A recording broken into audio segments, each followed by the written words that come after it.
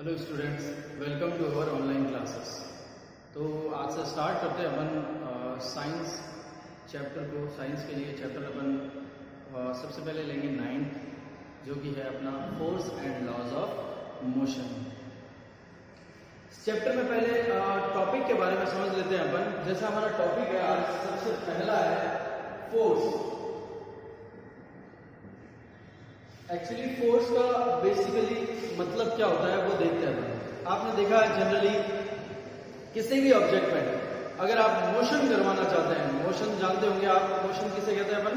जब किसी ऑब्जेक्ट, जो भी ऑब्जेक्ट अगर टाइम के साथ या टाइम के रेस्पेक्ट में अपनी पोजीशन को चेंज करता है तो अपन कहते हैं कि the object can be said to be in motion. यानी कोई भी ऑब्जेक्ट मोशन में तब कहा जाएगा जब वो समय के साथ या टाइम के साथ अपनी पोजीशन को चेंज करें।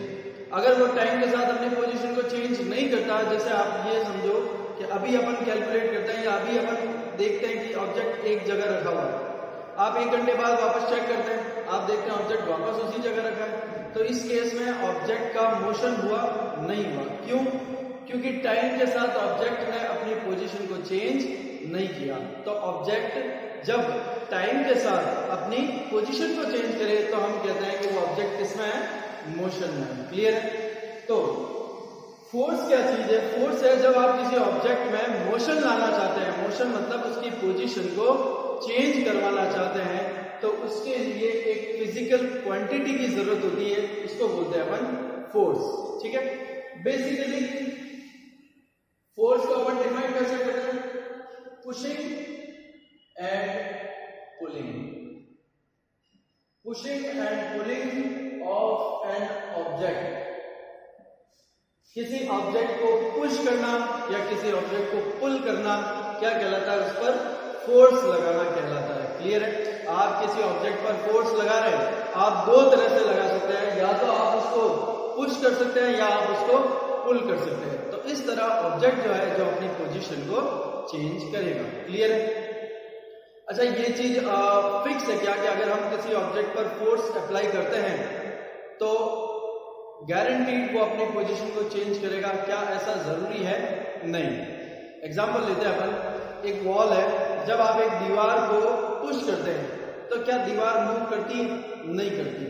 आप दीवार को पुल करते हैं, क्या दीवार पुश कर पुल होती है? नहीं होती। यानी वो अपनी पोजीशन को चेंज नहीं कर रही।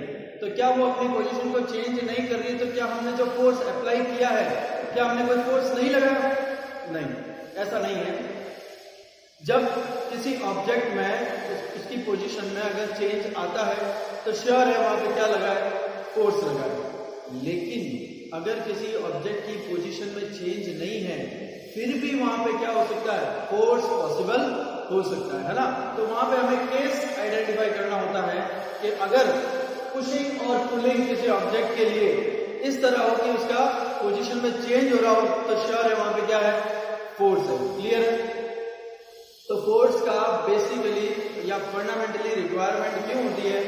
वो इसलिए कि हमें किसी ऑब्जेक्ट की पोजीशन में क्या करना होता है? चेंज करना होता है। क्लियर है? और pushing and pulling of an object is called force. तो सिंपली अगर आप लैंग्वेज या डेफिनेशन बनाना चाहें, the pushing or pulling of an object is called force। किसी ऑब्जेक्ट को पुश करना या उसको पुल करना, इसी को अपन डिफाइन कर सकते हैं फोर्स से। ठीक है? फोर्स एक फिजिकल क्वांटिटी है जो कि क्या करती है? किसी ऑब्जेक्ट में, किसी ऑब्जेक्ट की पोजीशन में चेंज करती है या करने की कोशिश करती है, यानी टेंड्स करती है ना। जरूरी भी नहीं है कि उसकी पोजीशन में चेंज आए या ना आए, दोनों चीज पॉसिबल है। ठीक है? एक एग्जांपल देखते हैं। एक ब्लॉक है, जब आप ब्लॉक को एक एक्सटर्नल फोर्स अप्लाई करते हैं, एक्सटर्नल फोर्स मतलब बाहर से आप इस पर क्या अप्लाई कर रहे हैं? फोर्स अप्लाई करते हैं। तो क्या होगा? ब्लॉक जो है अपनी पोजीशन को चेंज करते हुए इस पोजीशन पे वापस आता है। तो आपने देखा है कि यहां से यहां तक ब्लॉक ने क्या किया, लेट्स सपोज यहाँ से यहाँ तक की डिस्टेंस जो है वो क्या मान ली मैंने x, तो ब्लॉक ने x मीटर तक यानी x डिस्टेंस तक क्या किया, ट्रेवल किया, यानी यहाँ पर ब्लॉक ने अपने पोजीशन को चेंज किया है ड्यू टू एक्सटर्नल फोर्स। किसकी वजह से, एक्सटर्नल फोर्स अप्लाई होने की वजह से ब्लॉक ने अपनी पोजीशन को चेंज किया है। क्लियर है यहाँ पे? आगे देखते हैं, ये ब्लॉक है तो ब्लॉक का कुछ ना कुछ मास भी रहा होगा, क्या रहा होगा, मास। लेट्स सपोज ब्लॉक का मास कितना है m, यहाँ पे भी ब्लॉक का मास कितना है m, क्योंकि मास तो क्या रहेगा, कंजर्वेटिव प्रॉपर्टी होती है मास का, जो कंजर्वेशन है इसका मतलब मास यहाँ पे डिफेक्ट नहीं हो रहा है, जो मास पहले था वही मास इसका बाद में भी है। तो ब्लॉक ने केवल क्या किया है, इस फोर्स की वजह से अपनी पोजीशन को चेंज किया है। हमने अपनी डे टू डे लाइफ में ऐसे कई सारे एग्जांपल देखे हैं जिसके अंदर हम फोर्स की हेल्प से किसी भी ऑब्जेक्ट की पोजीशन को चेंज करते हैं। ठीक है, आगे देखते हैं अपन।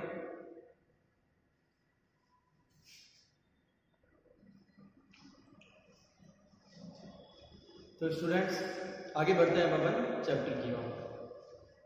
चैप्टर की स्टार्टिंग करने से पहले सबसे पहले अपन कुछ फिजिकल क्वांटिटी के बारे में थोड़ा सा डेप्थ नॉलेज लेंगे कि क्या होती है फिजिकल क्वांटिटी। तो आज हम टॉपिक स्टार्ट करते हैं इस चैप्टर के लिए, फिजिकल क्वांटिटी। ठीक है, क्या होती है फिजिकल क्वांटिटी? सिंपल सी बेसिक डेफिनेशन है कि कोई भी ऐसी मतलब ऐसी कोई भी टर्म या फिजिक्स के अंदर ऐसी कोई भी टर्म जिसको हम मेजर करने के लिए, मापने के लिए काम में लेते हैं, उसको हम क्या कहते हैं, फिजिकल क्वांटिटी। या फिर जिसको मापा जाता है उसे हम क्या कहेंगे, फिजिकल क्वांटिटी। यानी वो क्वांटिटी जिनको मापा जाता है उसको अपन क्या कहते हैं, फिजिकल क्वांटिटी। एग्जाम्पल लेते हैं, कोई भी ऐसी चीज जिसको हम मापते हैं, जैसे आपने कहा कि सर मुझे मास मेजर करना है, तो मास क्या है, फिजिकल क्वांटिटी। क्लियर है? आपने कहा सर मुझे डिस्टेंस मेजर करनी है, तो डिस्टेंस भी क्या है, फिजिकल क्वांटिटी। आपने कहा टाइम मेजर करना है, टाइम भी क्या है, क्वांटिटी। आपने कहा वेट मेजर करना है, वेट भी क्या है, क्वांटिटी है। क्लियर है? तो ये सारी चीजें, और भी ऐसे खूब सारे एग्जाम्पल है। आपने कहा सर मुझे प्रेशर मेजर करना है, आपने कहा सर फोर्स मेजर करना है, तो ये सब क्या है, फिजिकल क्वांटिटी। जिन भी क्वांटिटीज को मापने के लिए काम में लिया जाता है या जिनको मापा जाता है उसी को अपन क्या बोलते हैं, फिजिकल क्वांटिटी। अब आगे बढ़ते हैं अपन। फिजिकल क्वांटिटी को अपन मेनली 2 टाइप्स में डिवाइड करते हैं, है ना। मेनली कितने टाइप्स में, 2 टाइप्स में। सबसे पहला है वेक्टर क्वांटिटी और सेकंड है स्केलर क्वांटिटी। क्लियर है? यानी सारी फिजिकल क्वांटिटी जितने भी आपने पढ़ी है या जितनी भी हम पढ़ने वाले हैं, सारी फिजिकल क्वांटिटी को 2 पार्ट में डिवाइड किया हुआ है। फर्स्ट है वेक्टर क्वांटिटी और सेकंड पार्ट है उसका स्केलर क्वांटिटी। अब पढ़ते हैं वेक्टर और स्केलर क्या है। सबसे पहले स्केलर को डिफाइन करते हैं अपन। स्केलर क्वांटिटी वो फिजिकल क्वांटिटीज होती है जिनको डिनोट करने के लिए या जिनको रिप्रेजेंट करने के लिए केवल मैग्नीट्यूड की जरूरत हो, है ना, केवल मैग्नीट्यूड की जरूरत हो, डायरेक्शन की जरूरत नहीं होती। और सेकंड है हमारी वेक्टर क्वांटिटी। तो वेक्टर क्वांटिटी बोलेंगे अपन वो सारी फिजिकल क्वांटिटी जिनको रिप्रेजेंट करने के लिए मैग्नीट्यूड के साथ साथ, यानी मैग्नीट्यूड के साथ साथ डायरेक्शन की भी जरूरत होती है, उनको हम क्या बोलते हैं, वेक्टर क्वांटिटी। तो इसको अपन ऐसे देखते हैं कि स्केलर क्वांटिटी वो है कि जिसमें मैग्नीट्यूड की तो जरूरत होती है और साथ में क्या डायरेक्शन की भी जरूरत होती है, नहीं होती। स्केलर क्वांटिटी वो है कि केवल मैग्नीट्यूड से रिप्रेजेंट कर सकते हैं इसको, और वेक्टर क्वांटिटी वो क्वांटिटी होती है जिनको रिप्रेजेंट करने के लिए मैग्नीट्यूड के साथ साथ